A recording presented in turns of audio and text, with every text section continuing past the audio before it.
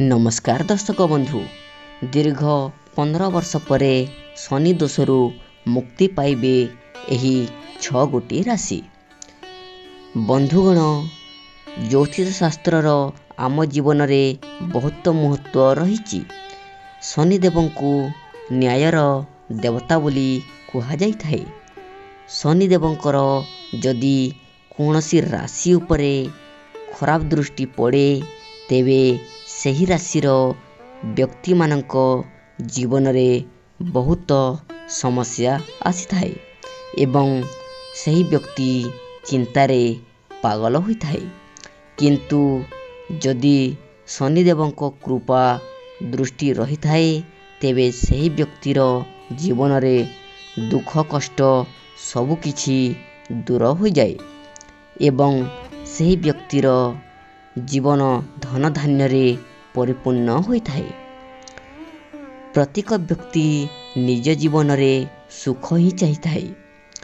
ज्योतिष शास्त्र अनुसार ग्रह मानक स्थिति काली ठारू किछि खास हेबाकू जाउछि, जहा फल रे माता लक्ष्मी एवं न्यायर देवता शनिदेव निजर कृपा दृष्टि किछि राशि मानक उपरे पकाइबाकू जाउछंती एवं सही राशिर व्यक्ति मानक जीवन रे खुशीर लहरी आसीबाकू जाउछि।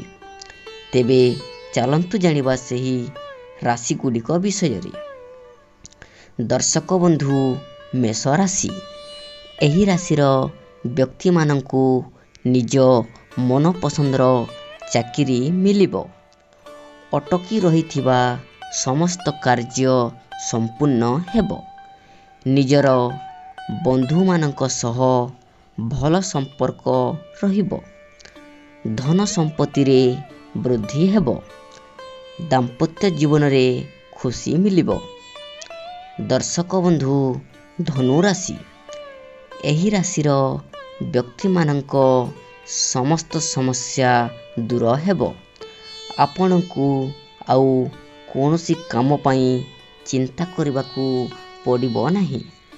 पैतृक संपत्ति फेरी पाइबे। कौनसी नूतन कार्य करिबे जहा द्वारा आपनकू बहुत लाभ हेबो। व्यवसाय रे उन्नति हेबो। दर्शक बंधु, कर्कट राशि। एही राशिर व्यक्ति मानकू सफलता लाभ हेबो। आपण अल्प परिश्रम रे समस्त कार्य रे सफल हेबे। आपणक स्वास्थ्य भल रहिबो। परिवार रे देखा देउथिबा समस्त बाधा विघ्न दूर हेबो। शत्रु मानक उपरे विजयी हेबे। प्रेम संपर्क रे आगकू बढ़िबे। आपणक दाम्पत्य जीवन मध्य सुखमय रहिबो। दर्शक बंधु, धनु राशि।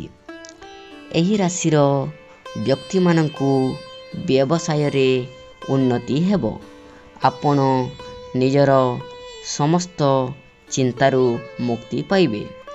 प्रेम संपर्क रे आगकू बढ़िबे। आपणक दाम्पत्य जीवन मध्य सुखमय रहिबो। संतानक पाखरू कौनसी खुशी खबर पाइबे। कौनसी नूतन कार्य करिबे जहा द्वारा आपनकू बहुत लाभ व्यवसाय रे उन्नति हेबो। दर्शक बंधु, तुला राशि। एही राशिर व्यक्ति निजर आगामी समय रे खुशी रे रहिबे। आपनक उपरे शनिदेवंक कृपा रहिबाकू जाउछि। आपण चाकरी रे उन्नति करिबे। आपनक स्वास्थ्य भल रहिबो।